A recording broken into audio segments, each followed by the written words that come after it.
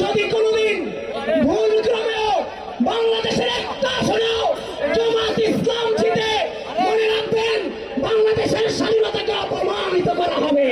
ইসলামকে বিকৃত করে সকল ধরনের ইসলামিক কাজ করে যায় সেই মুনাফিকদেরকে আগামী 12 তারিখে নড়াল থেকে লাল কার্ড দেখাতে হবে।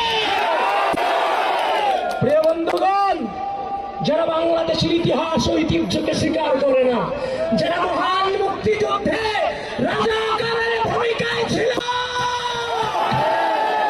সেই রাজাকারদের হাত থেকে বাংলাদেশের নির্বাচনে তাদের হাতে বাংলাদেশের মানুষ শাসিত হবে, সেটা কি কোনোভাবে মেনে নেওয়া যায়? এ ভাই, কোনোভাবে মেনে নেওয়া যায়? কোনোভাবে তো মেনে নেওয়া যায় না। সুতরাং যারা বাংলাদেশের স্বাধীনতা সার্বভৌমত্বকে স্বীকার করে না, যারা আমার স্বাধীনতার মহান স্বাধীনতার যুদ্ধে আমার মা বোনদের সম্মান লুণ্ঠন করেছে, আমার বাংলাদেশিদেরকে হত্যায় সহযোগিতা করেছে, মনে রেখো যদি কোনোভাবে একটা ভোটও তাদেরকে দাও, সেটা বাংলাদেশের ইতিহাসের সাথে স্বাধীনতার সাথে বেঈমানি করা হবে। প্রিয় নড়াইলবাসী, শুনেন, যদি কোনোদিন এরা 71 সালে বাংলাদেশের ইতিহাসের সাথে বেঈমানি করেছে, যদি তারা কোনোদিন ক্ষমতায় আসতে পারে, তারা যদি কোনো আসনে আসতে পারে, তারা 71-এর প্রতিশোধ এখনো নেবে। আমি বলে থাকি যে একবার রাজাকার, সে অলওয়েজ রাজাকার, সে কোনোদিন দেশপ্রেমিক হতে পারে না। প্রিয় নড়াইলবাসী, মাঝে মাঝে জায়গা ছেড়ে দিয়েও জিতে যেতে হয়, এটা কি জানেন? মাঝে মাঝে জায়গা ছেড়ে দিয়েও জিতে যেতে হয়। অনৈক্য কখনো বিজয় আনতে পারে না। আমি আপনাদেরকে আহ্বান করছি, সকলকে আহ্বান করছি, মাঝে মাঝে ছেড়ে দিয়েও জিতে যেতে হয়।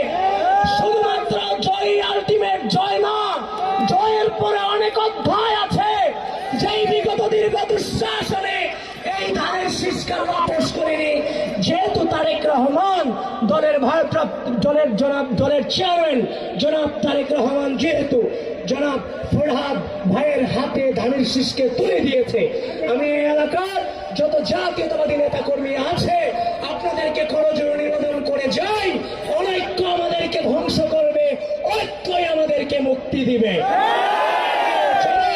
ঐক্যবদ্ধ হয়ে স্বাধীনতা বিরোধী শক্তিকে আমরা কোনোভাবে শক্তিশালী না করে, এদের প্ররোচনায় পা না দিয়ে ঐক্যবদ্ধভাবে নড়াইলের আসন থেকে আমরা ধানের শীষকে বিজয়ী করি।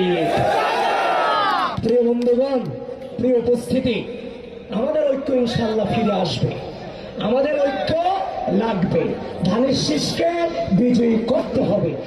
কিন্তু এই নড়াইলে কিংবা গোটা বাংলাদেশে যারা ইসলামের নাম ধরে আমার খেটে খাওয়া মানুষদের কাছে 1000 টাকা দিয়ে ভোট কিনা তাদের কাছ থেকে ওয়াদাবদ্ধ করে যাচ্ছে, সেই মুনাফিকদের বিরুদ্ধে আপনাদের প্রতিরোধ করে তুলতে হবে। সেই মুনাফিকদেরকে কোনোভাবে ছাড় দেওয়া যাবে না। সবার আগে বাংলাদেশ নীতিকে বাস্তবায়ন করতে হবে। সবার আগে কি? এই মাঠকে কাঁপিয়ে বলতে হবে, সবার